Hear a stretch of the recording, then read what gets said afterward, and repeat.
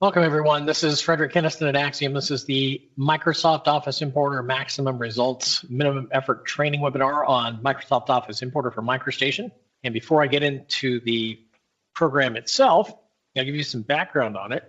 The program was originally developed for MicroStation back in 1996, so it's been around almost 3 decades now. In 2012, we created an AutoCAD version, which runs in AutoCAD, Civil 3D, and a number of the other AutoCAD application packages like AutoCAD Electrical, that sort of thing. And a little over 7 years ago, we created a version for Revit. And about 2 weeks ago, we created a version for and released a version for BricsCAD, brand new version. So the program's been around for a while, and as we find things in the different platforms that would be beneficial to the other platforms, it gets ported. So it's constantly being updated because it's been around a long time, and it's very mature, very easy to use product, and I'll show you that as we go. Just to let you know, we are recording the session too, so that later, once the training session is over, we'll send out a link to all the registrants, whether people attended or not. That way they can have this to see again if they need to for their own training benefit, and also they can place it on a SharePoint page or learning management system or whatever for the benefit of other people that might use the program at your particular location.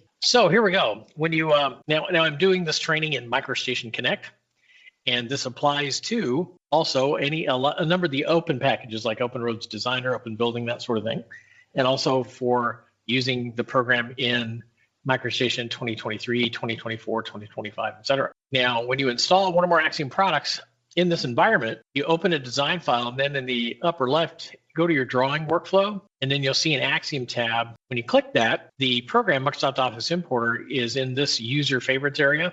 But the way the program is designed to when it's installed is after it's installed and you open MicroStation, it runs this toolbar. And this is where you'll use the program from. So the program name, Microsoft Office Importer, gives you a clue what it does. Gives you the ability to import Word and Excel files or portions of them into different models in a MicroStation V8 file format design file, which is the file format that's still in existence, that originated in the V8 format. And so that means you can paste into design models, drawing models, and sheet models too. And here we go. I'll start with Excel, and then I'll follow up with paste from Word. Let's go down to my sample files here. And you highlight or select what you want, do a copy, go back to MicroStation, click the first button, which is paste. That causes the program to analyze the information, turns it into MicroStation elements, more on that in a moment. Click with the mouse, and when I zoom in, there's the paste. Now, when I put my cursor over it, any portion of it, notice the entire paste highlights. That's because the elements in it are just text or text nodes and lines. And what we do is after we paste the data, we group it as a cell. So notice when I put my cursor over it and I just hold it, notice it says it's a cell named OFIMP, which is just short for Microsoft Office Importer, and then it's got an underscore and a number. That's just how we keep track of the placement of it. One of the reasons we group it as a cell, I should have mentioned, is you can grab any portion of it after you've got it placed, and then you can drag it around and more precisely place it if you need to. Now, because it's MicroStation elements, it gives you these couple of things. You could give this design file to anyone, and if they do not have the source file that the pasted data came from, or they don't have access to it, and if they don't have Microsoft Office Importer, none of that matters. They'll be able to see the pasted information without a problem, and they won't get any odd link errors or anything like that, just as a result of having a design file with the paste from Microsoft Office Importer, or more than one paste for that matter. Now, for you though, if you have Microsoft Office Importer and you've got data pasted into your design files, you can do some things with the paste like this. I'm going to click this button, which is Edit Source, or Edit. It finds a source file. It opens it in its application, and it highlights the exact pasted area. Because I only had one paste in my design file, it knew which paste I was wanted to manage exactly. If you have more than one paste in the status area in the lower left, it'll say something like click or choose elements. And then you click once, and then once again on the paste that you do want to manage, and then it'll open the manage, or it'll then edit that source file, just so you know. Now, notice it highlighted the exact pasted area too, so you don't have to go looking around for it. And from here, I'll make a couple of obvious changes. So I'll change the color of this text in the header area. I'll change the detail in the cell in the upper left. Let me zoom in so we can see this a little better. And then I'll save the file. Now when I go back, if I click this button, Manage, this is called the Manage Link dialog box. If I click Update on it, it's going to update the paste based on the changes I made in the source file, as you see there. So that's the basic operation. You paste the data. It creates a link back to the original document where you can then do updates based on changes made in the source file. And that's how it works.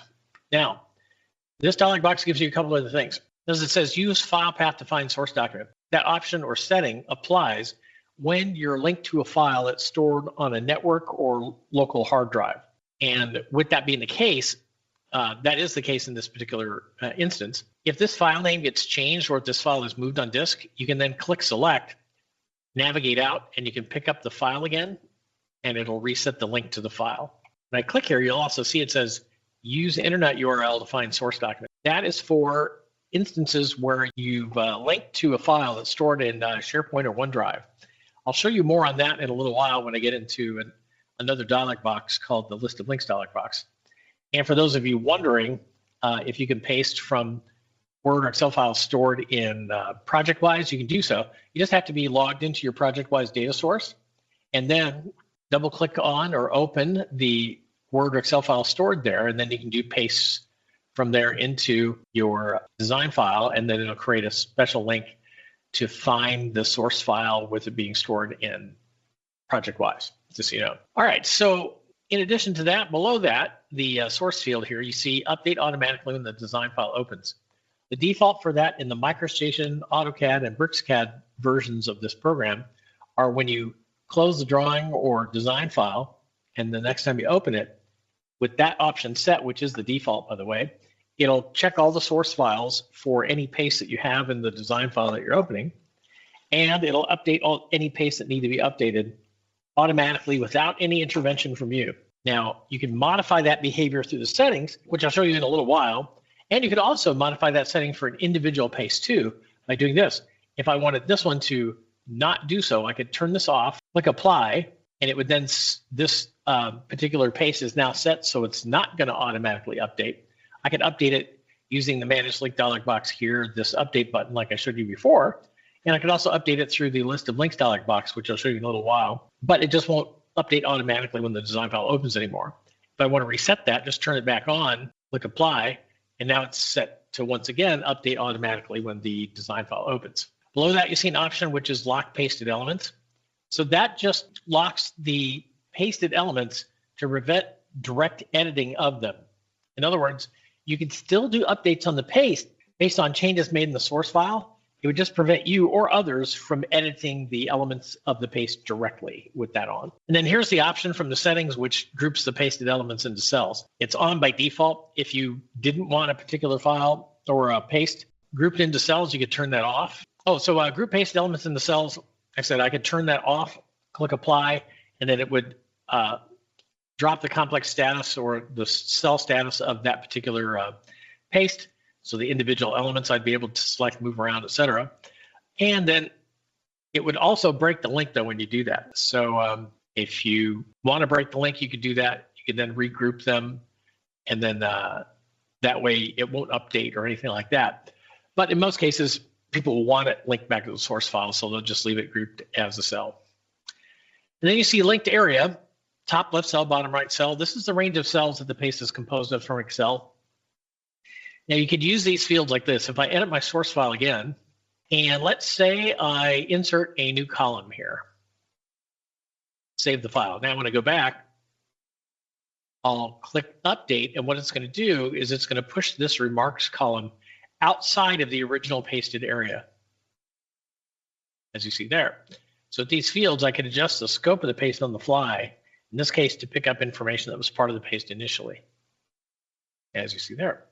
You can also use these fields to expand or contract the scope of the paste, or even just move the scope of the paste if you needed to do anything like that at all.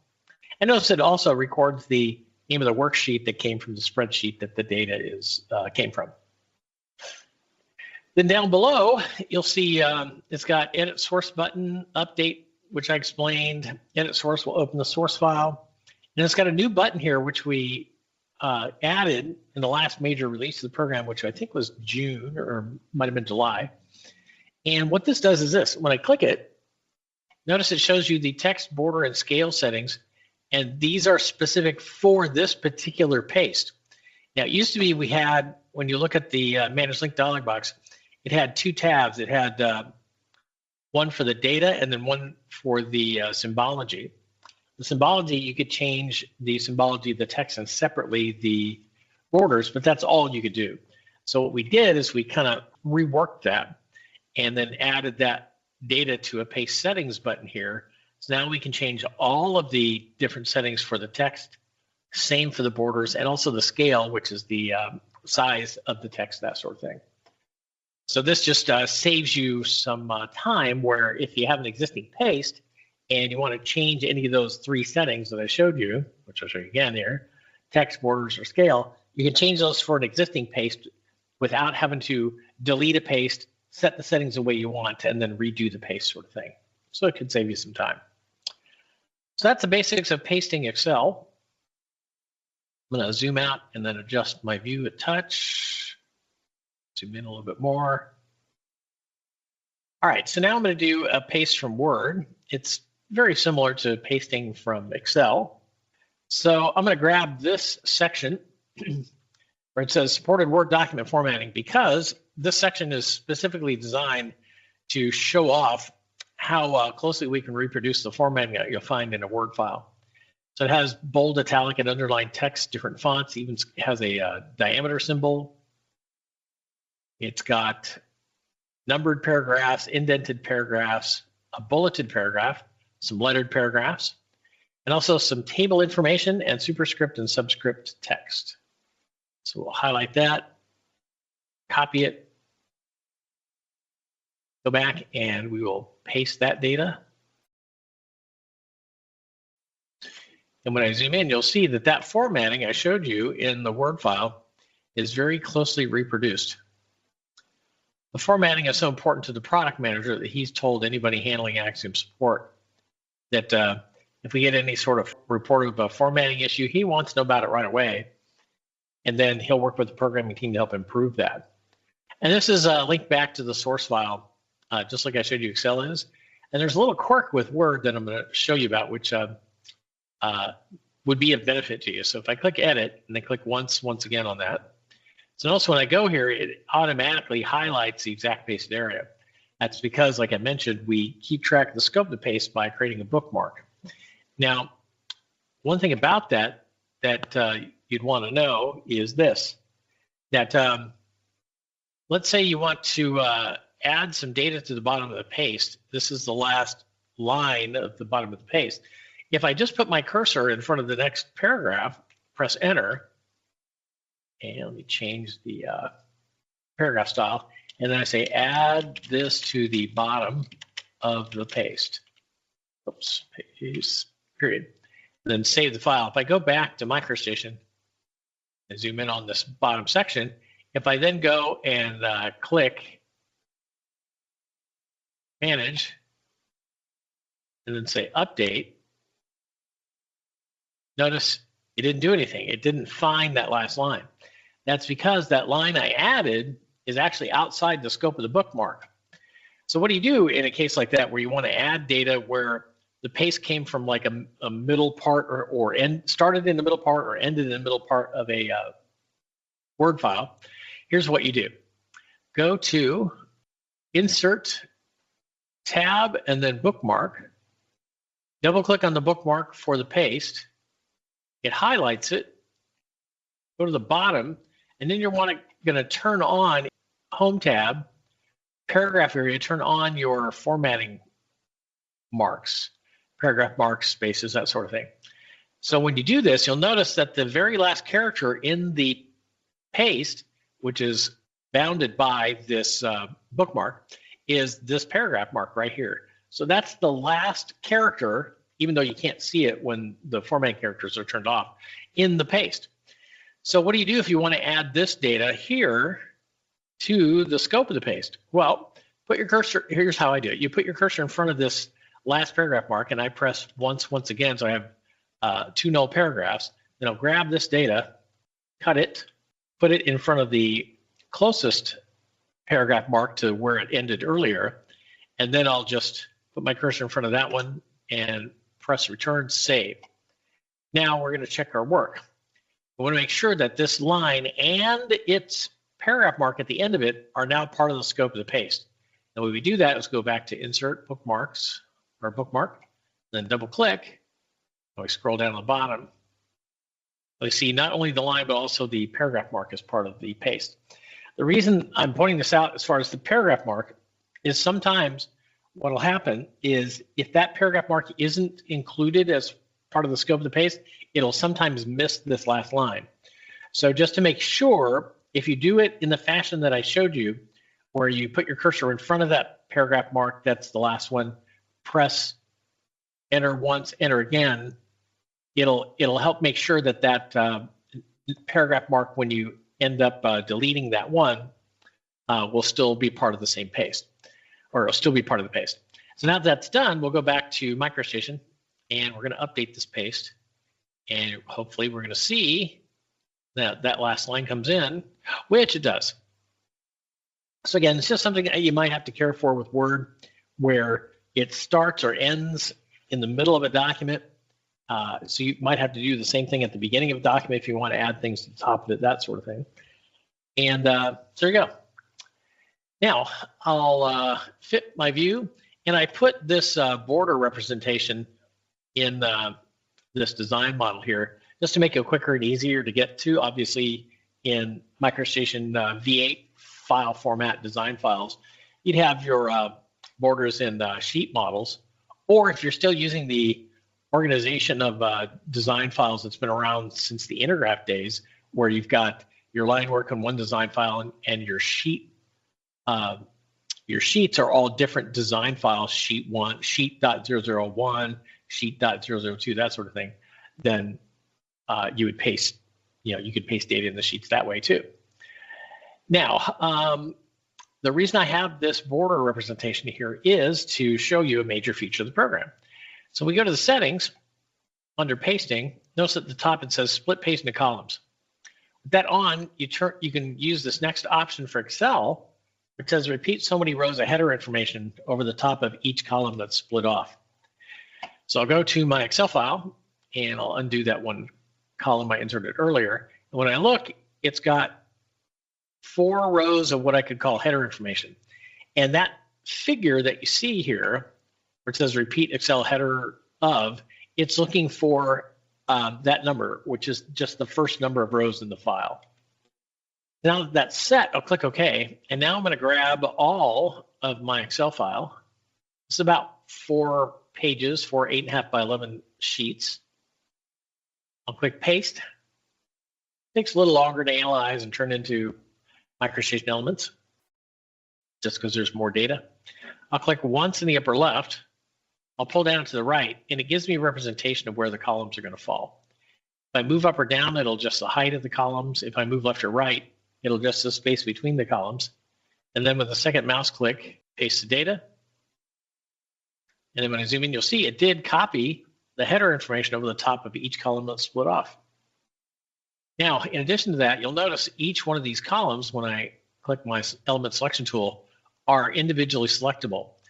And because of that, I could then, if I need to, let's say when I laid these out there, they ended up too far away from each other, I can adjust their position. And if I do this, the next time I do an update on the paste based on a change made in the source file, it'll leave the columns where I last placed them. In other words, it won't shift them back to where they were first pasted. Now, another feature of this particular action or a setting is if I added a bunch of rows to this particular spreadsheet, and when I did an update for the paste, it saw that that last column that I've got highlighted there ended up being taller than the columns before it. The program will automatically split off a new column to the right if it needs to, or more than one, depending on how much data was added. It'll do that without any intervention from you, by the way. It'll also do the opposite, which is if I delete a bunch of rows from Excel, the Excel file in this particular instance, and I do an update on the paste, and it sees that this last column is no longer needed, it will automatically get rid of it, again, without any intervention from you. I got a note here from Andrew Cook. Sorry, just saw that. What is the best way to prevent text or data from being truncated in a table. Sometimes it looks like it fits in the cell width in Excel and Word, but then the actual pasted version in Revit is truncated or ends odd. Okay, so in Revit, one thing about Revit is the way the point sizes are dealt with in Revit are a little bit different than how Windows handles it. So one way to handle that is go to the settings. Actually, I'd have to show you in the Revit version. But if you go into the settings and look at the setting for the height padding and width padding, and it's, I think by default set to 1.3. If you set the width to 1.4, save it, and then do your paste again, that should handle that. If you want to go over that with me directly, I'll give you, or just contact Axiom support at the support email address. I'll give it to you here in chat. And then we can arrange a one-on-one session like that and handle that there. But it should be easily handled. And again, the use of the height padding or width padding section for the text scale area, that should resolve that. All right, so that was splitting paste into columns for Excel. I'm going to do the same thing for Word here. Now, what I'm going to do is I'm going to draw a line though first.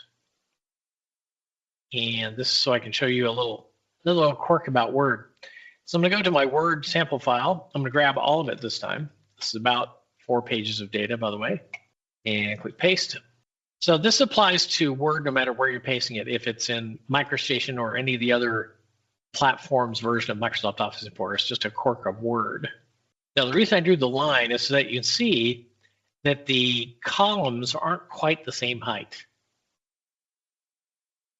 Now, the reason for that with Word is this, that when you're dealing with numbered or lettered paragraphs, like you see here, this one at the bottom of this column, the way Word is designed to keep track of the sequencing of lettered or numbered paragraphs is this. As long as the paragraphs stay intact, the sequencing will remain intact.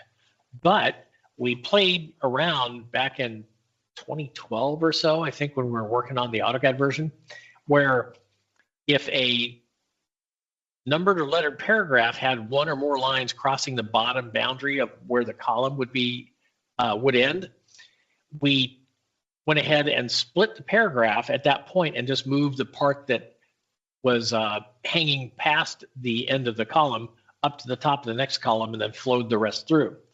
Problem with that is, which we found as soon as we started playing with that, is that the sequencing of the following numbered or lettered paragraphs restarts at 1. Obviously, that wasn't wanted. So we undid that. And so what we do is whenever any part of a paragraph crosses the bottom boundary of where a column will be laid out, we go ahead and push that entire paragraph up to the top of the next column. And because of that, you may end up with some paragraphs that aren't quite the same height when you're splitting word paste into columns. That being the case, the way to mitigate or handle some of that is kind of match up where the columns are ending, and then you can do things like this. You can turn on in your Home tab again, paragraph area, formatting characters, so you can see like the paragraph marks and stuff like that. Go to the end of the paragraph and add a null paragraph, or you can also add some space by clicking in a paragraph, right-click, going to paragraph, and then you can add some space before and space after and save. After you do that, go back and then update the paste and see how that changes the layout. And if that's better, then great. So like I said, you can mitigate that factor if the columns aren't quite the same height to a bit, and that's how you would do that. All right, so now with splitting paste into columns for both Word and Excel covered, I'm going to go into this button here, which is List of Links dialog box. And this lists all the Microsoft Office importer links in the active file that you're looking at, active design file. If you double click on a line, it'll take you to the paste in the view, so you don't have to go look around for it. If, or under details, if it says only link anything, it's a word paste always. If it says anything else, it'll be the sheet name followed by the range of cells that the paste is composed of from Excel. If you, under status, it'll either tell you if the paste is up to date or not. It'll say up to date or out of date, Or in this case, it'll tell you that it's open, the source file is open in its application. So we're going to modify these just a little bit. Save, close, and then go back to Word and do a change there too.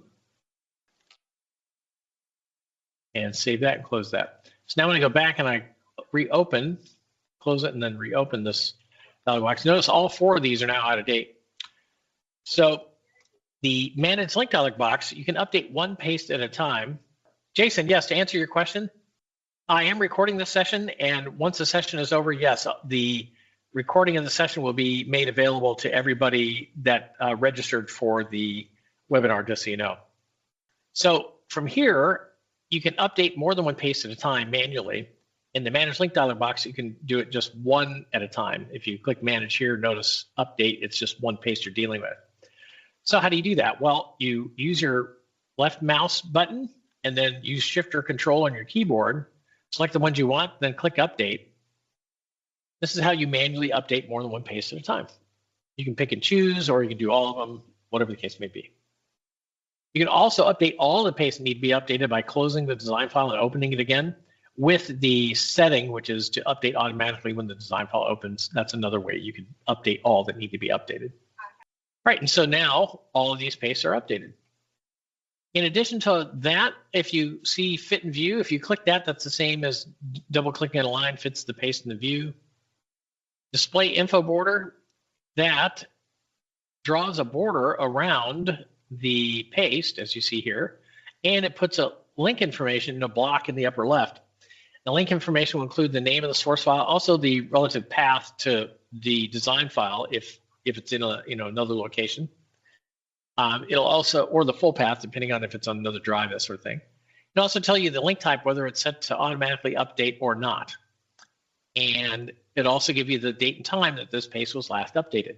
Now this information is display only. It doesn't write it to the design file, so it won't print or plot, that sort of thing. And the way it looks as far as the color, weight, and style for the borderline and that sort of thing is a personal preference setting in the settings, which I'll show you in a little while. More on this. So I'm going to delete all of these because now I'm going to show you how to deal with files that are stored in a location like SharePoint or OneDrive. So I'll grab all those, press the delete key or button. And now I'm going to go to my web browser here. And from my position as the Director of Certification, I have different testing platforms and sites and things like that that I can use and that I have set up for different tests. And so here's my one of my SharePoint ones. So I'm going to open up this concrete summary Excel spreadsheet. If you do this on your own, by the way, and you click on this file, the way Microsoft Office products are set up, Office 365, is it tries to open it in the web-based application. But that's not what you want. You want it open in the desktop app. So for me, for you, if you click, the interface that opens will be the web-based application. On the right, it'll have a menu item that'll say either editing or viewing. You click that, at the bottom of it, it'll say open in desktop app. You click that, that's what you want. For me, I did some setups, so it saves me a mouse click or two. I click once and then click open, and then it opens in Excel. So you highlight what you want, just like you're working with the file stored in a local file system. Paste that data. All right, so it looks like just normal paste, which it is. Now I go back and I'll make some changes here. I'll change the color of this text and the detail of the cell. Save and close it. Now, when I go back to the list of links dialog box, you're going to see a couple things. One, under the source column, it clearly shows you that this is in SharePoint, because it gives you the full URL for where its file is located and its file name. Under status, it tells you, though, whether it's up to date or not is unknown. That's because we can't check the status of a file like this stored in either a platform like this, SharePoint or OneDrive, or even in ProjectWise. In fact, if we linked from ProjectWise, it would show the full URL to the ProjectWise stored file too. So what do we do here if the status is unknown? Well, that's what this check status button is for. As long as you have the credentials for accessing the file in the location it's stored, you click check status, it goes out, pulls the file, and then it tells you whether it's up to date or not. If it's not up to date, you click update. It'll update just like the file is stored in a local or network drive, as you see there. Ta-da. that's the major features of the program. Now we're going to go into the settings here to wrap this up. So you click the settings button, and at the top of it, it's got a title bar. It says Microsoft Office Importer, and then the little dash. It gives you the name and location of the currently loaded settings file. If it's in a longer path or on a different drive, that sort of thing, it might be truncated a little bit, but it'll still show you the name of the file. Now, the reason I'm showing you this is different customers of ours will often create different settings files for use with for work that they're doing for different customers or different projects. The way they do that, they'll go File, Save Settings As. They'll give it a name like a project name or customer name. Just give it a fake project name here. And if they do that and save it, notice that's the file that's currently loaded. They'll change the settings as they want for that particular, for the work that they're doing there. Say they want the engineering font, and then they'll go File, Save Settings. And then when they're going to do work for a particular customer or on a particular project, they'll go File, Load Settings, and they'll load whatever settings file is appropriate for the work they're going to do. Now, one thing about the storage of the settings files is there's two ways that I know of that our customers will store them. And they're both designed to protect the settings so that people aren't just, so that the settings are kept standard, and so people aren't just changing them willy-nilly sort of thing. So the one way is the CAD manager, project manager, BIM coordinator, whatever position that might be at your location, because it's different in all different places, is they'll create a folder somewhere that everybody can access, and they'll set that folder to read only. And then they'll carefully create settings files for the different projects and different customers, you know, having the settings necessary for the different work that they're going to do. And they'll save those in that read-only folder. Reason why is because anybody can then navigate to it and go File, Load Settings, and load the appropriate settings file for the work they're going to do. But once they've got it loaded, if they change a setting and then go File, Save Settings, because the folder is set to read-only, it will not overwrite those changes in that settings file. That's why it's done that way. Now, if there's some odd situation where you have to change a setting to do something, you can still do that in the interface and then do your paste, but you wouldn't be able to, in the scenario I gave you, overwrite the settings in a folder where the settings file is stored, where it's the folder set to read only. And the other way I know is in a particular project folder, they'll create a similar folder for the settings file that's where that folder is read only, again, to protect it from being overwritten. All right, so now we'll get into the settings proper. So text. So you can bring in the text with certain symbology, and you can import stack fractions, and for attributes like bold, weight, and setting a bold flag for two type fonts, and the slant of line for italics, you can set that here too. These are the default settings. You can change those and see if it gets you more what you want, sort of thing. Under font, any font, or by default, it uses the same fonts as the source document. And that's going to get you the most exact match when it comes to the formatting that you'll find in Word or Excel. Now, you can also use a default font. Any font that's available to you in MicroStation, you can paste with. Any MicroStation font, TrueType font, or if you have AutoCAD installed, AutoCAD fonts too.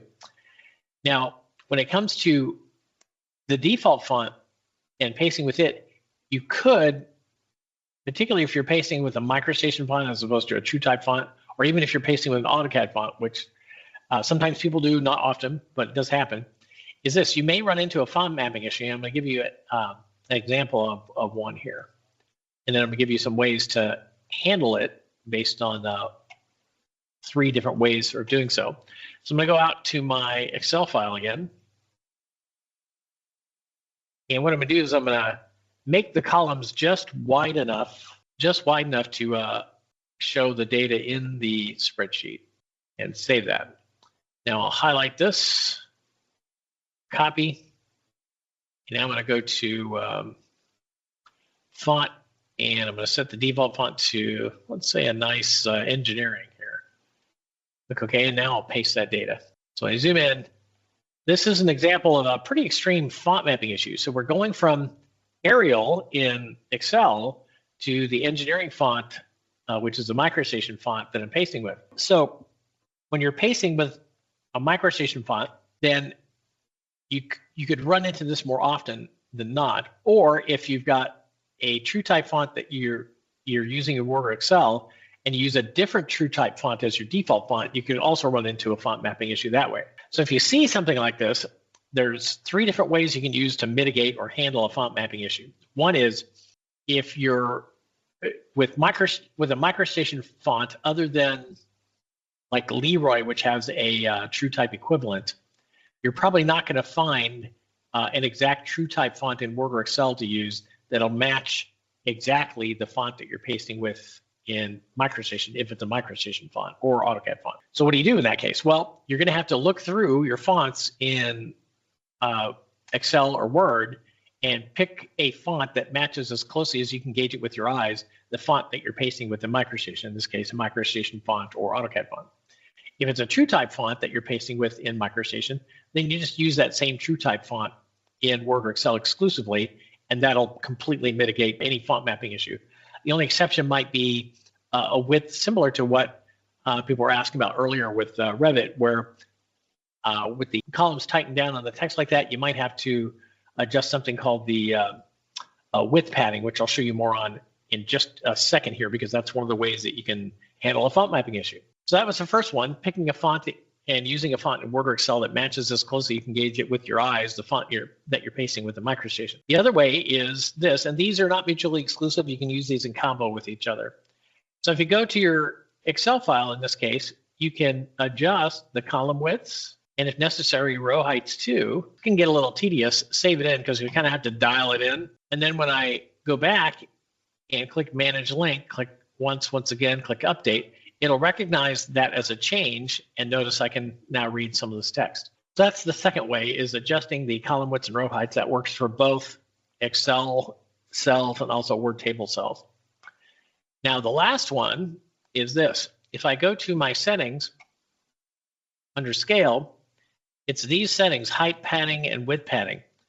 These control the blank area around text and cells. So what I'm going to do is I'm going to adjust these based on changes that test paste that I did some time ago. I'm going to do this from memory. Hopefully they're right. So I just increased this one quite a bit, height padding, width padding it a little bit. Again, this you might have to dial in too. Now after I've got that set, in order to do a paste of this same area, if you go to Manage Link and then click once again and then click Edit Source, it's going to highlight that exact area. So I'm going to highlight that exact area. Actually, save it now, I'll copy it. And now I'm going to paste that same data, but this time with that height padding and width padding setting changed. And when I do so, you're going to see how the paste is quite a bit different now. So when I click, notice now I can read the text just fine, and it may be a little bit too wide. So if necessary, I could undo this, go back and set scale. Let's make it like 2.5. Oops, 2.5. Look okay. And now do another paste. So that's the third way of handling a font mapping issue, is that height padding and width padding setting. So again, in summary, when you're handling a font mapping issue like I showed you, and just to remind you, it's something like this, where text is overriding the border lines. You would do it in 3 different ways. One is to pick a font and use it in Word or Excel that matches as closely as you can gauge it with your eyes, the font that you're pasting with the MicroStation. That also applies to the other platforms of Microsoft Office Importer 2, as far as the same thing in AutoCAD, Revit, and BricsCAD. And the second one is adjusting the column widths and row heights, saving the file, and then updating the paste to kind of dial in those settings so you can read the text better. And the last is using the height padding, width padding settings to do new paste and kind of dial that in to make the text readable in the way you want.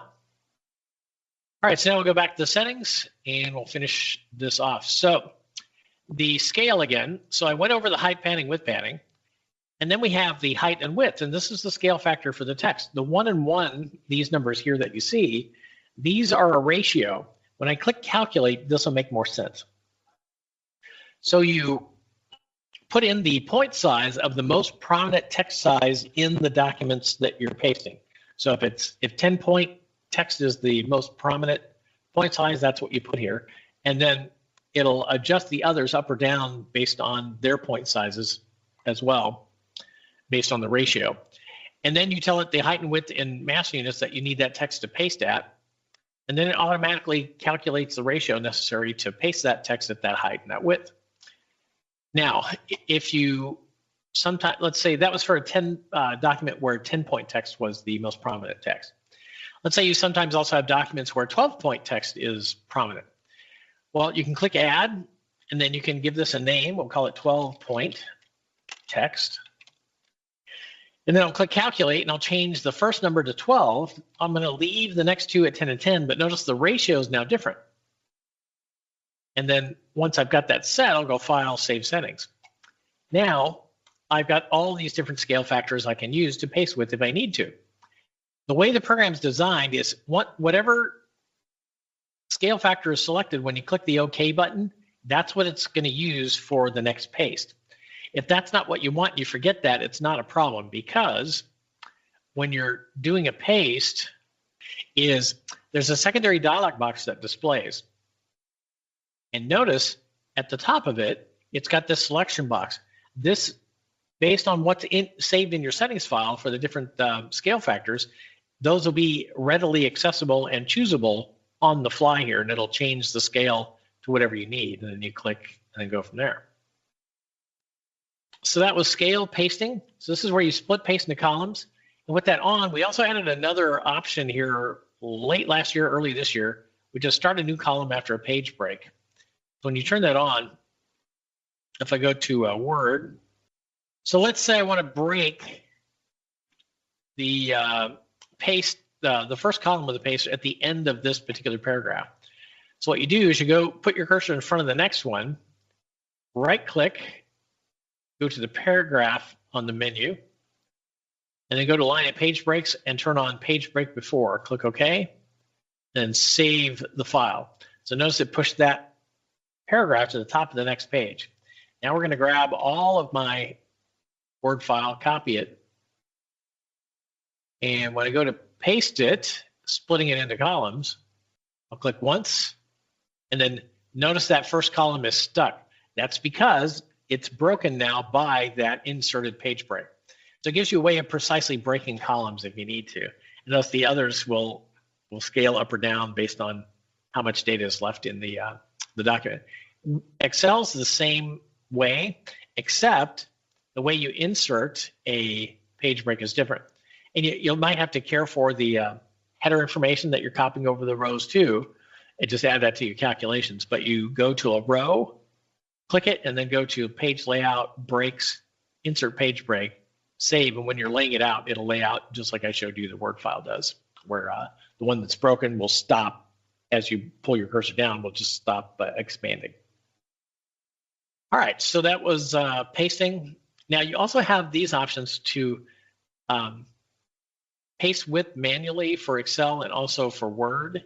And those are when you're trying to fit a paste in an area. So let me go here. Let me grab this one paste, move a little closer to my border. Now for Excel, it's kind of an interesting thing, and this also applies to Word tables, by the way, too. So you grab what you want, copy it, go back, and now with that setting set, just define width manually.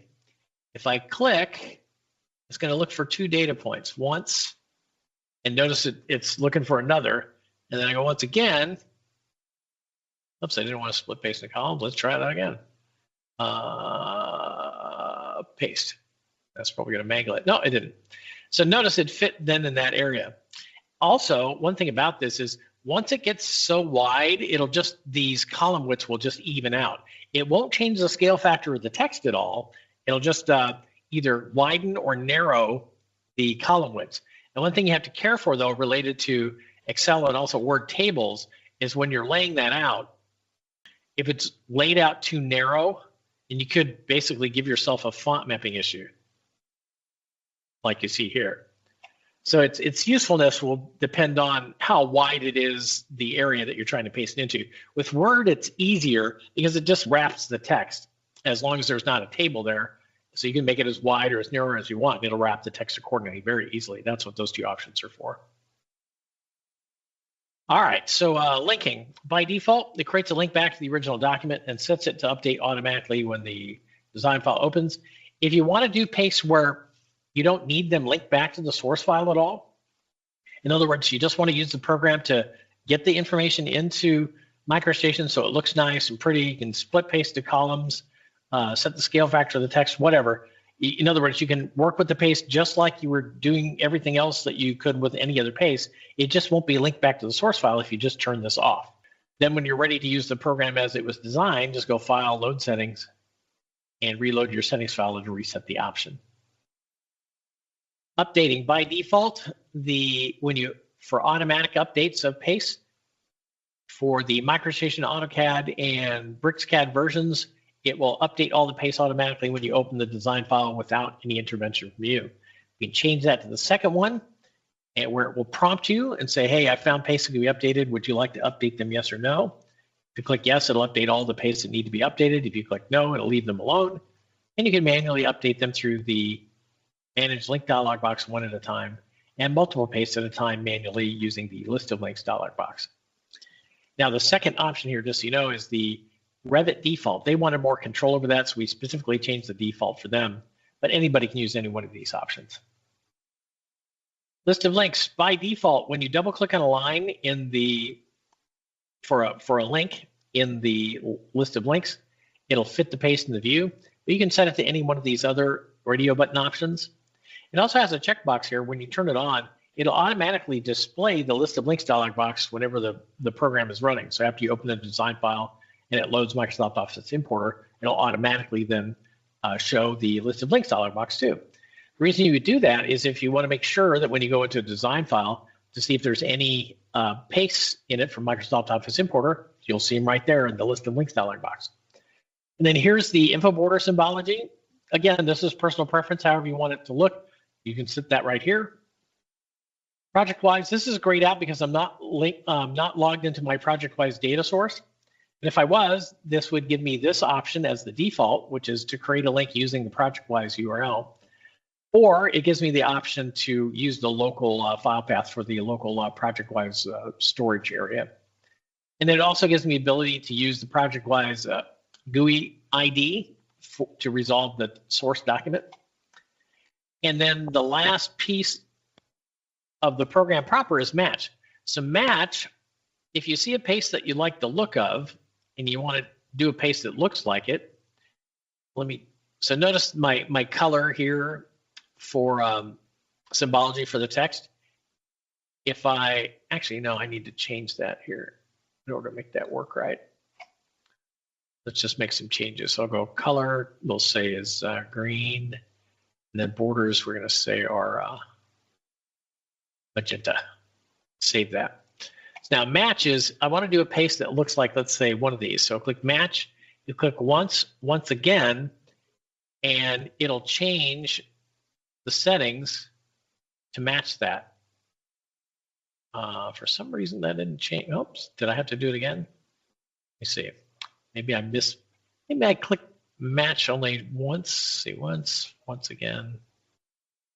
And left the color that way.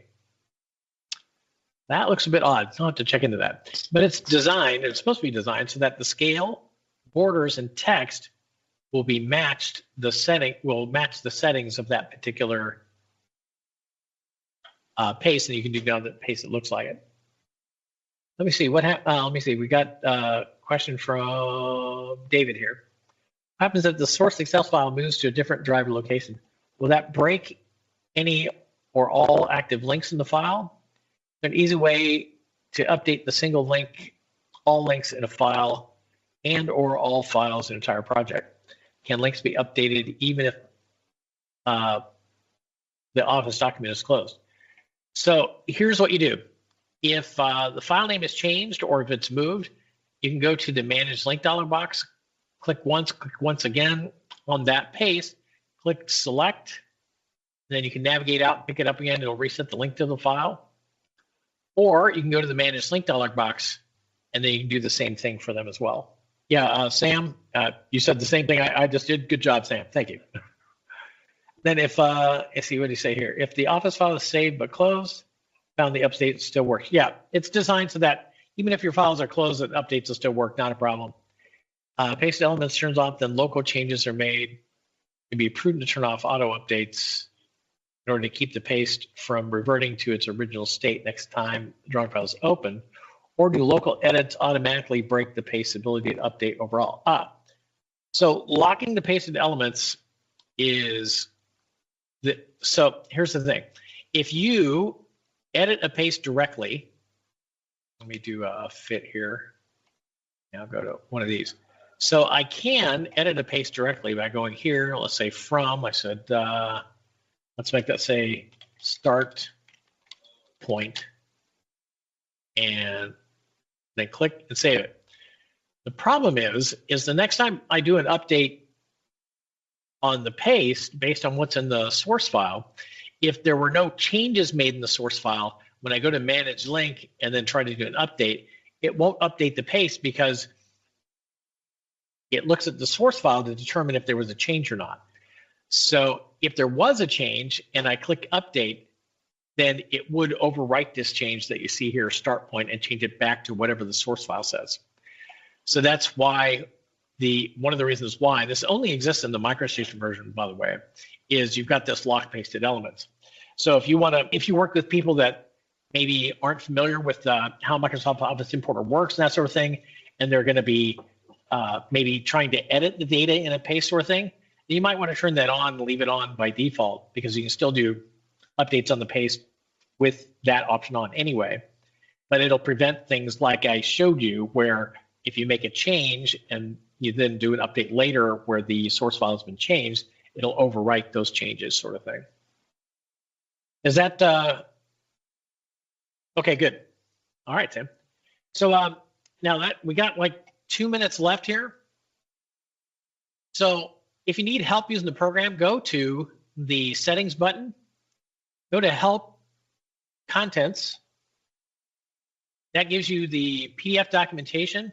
When you go to the table of contents, it's almost all of our programs, with the exception of a few, have a quick start guide. This is a basic tutorial. It tells you where exactly to find the sample files that are installed with the program that you would use with the tutorial in order to learn it. And the way our tutorials are set up like this in the quick start guide, it's like very easy step by step. In other words, anybody could follow them. That's how we try to make it. So it'll give you the basics of using the program. And after that, it's the full documentation of the program. Depending on the program, it'll give you things like tips and tricks, technical details in some cases, facts, that sort of thing. And you can get help there. If you need help beyond that, go to, or if you don't want to just go into the documentation, either way, go to Help About. That opens a web page. On the left side, this gives you information that'll help our support area help you faster. Gives you the exact version and build of the program you're running, license info, that sort of thing. You call this number, ask for support. You'll get where you need to go. You can also email us at support@axiomint.com.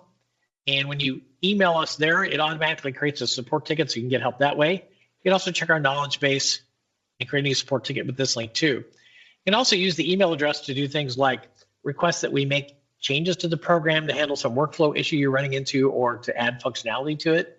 You can also use it to ask about other programs we might have to help with some other workflow issue you're running into. Or you can even ask us, hey, would you guys look at developing a program that will do this? So you can ask things like that. And you could also ask us about custom programming, which we do in MicroStation, AutoCAD, Civil 3D, Revit, and we also do custom programming in the IT field. We've got over 25 years of experience now in the area of IT related to another arm of our company, which handles data migration and also bulk editing many different file types, upwards of millions of files at a time. We also do other areas in IT, but those are the areas where we have tons of experience in. If you have something custom programming wise, you want to see if we can help you, then contact us either by phone or email and ask for a consultation, and we'll see if we can help.